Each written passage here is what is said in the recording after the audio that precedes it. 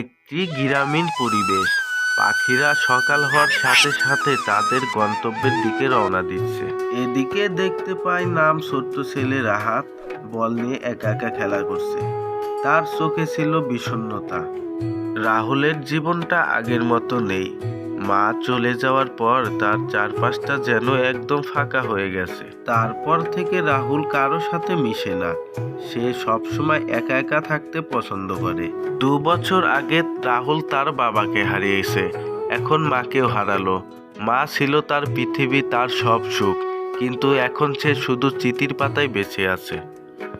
রাহুল একদিন বাড়ি থেকে খেলার উদ্দেশ্যে গ্রামের রাস্তা দিয়ে যেতে লাগলো।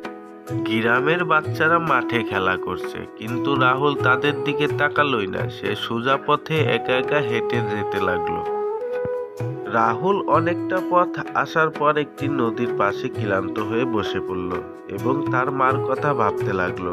এমনই সময় একটি মেয়ে তার কাছে এলো এবং তাকে জিজ্ঞাসা করলো, তুমি কেন একা একা বসে আছো? চলো আমার সাথে খেলবে, চলো। আমার একা খেলতে ভালো লাগছে না। রাহুল তার সাথে কথা না বলে শুধু মাথা নাড়িয়ে তাকে না বলে। রাহুল তার মার কোলে বসে তার মার কাছ থেকে গল্প শুনছে, কিন্তু সেটি ছিল তার কল্পনা। সে তখন পুতুলটিকে বলতে লাগলো, তুমি জানো, মা যদি এখন থাকতো আমাকে কত ভালোবাসতো।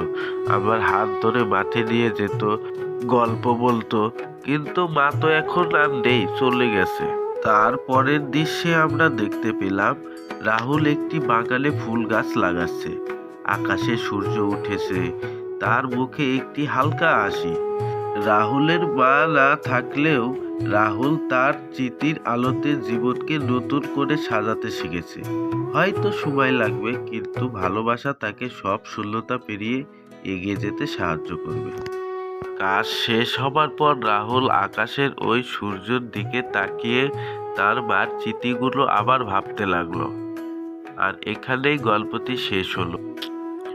তো কেমন লাগলো বন্ধুরা আজকের এই গল্পটি? আরো ভালো ভালো গল্প পেতে আমাদের সাথেই থাকুন। ধন্যবাদ সবাইকে।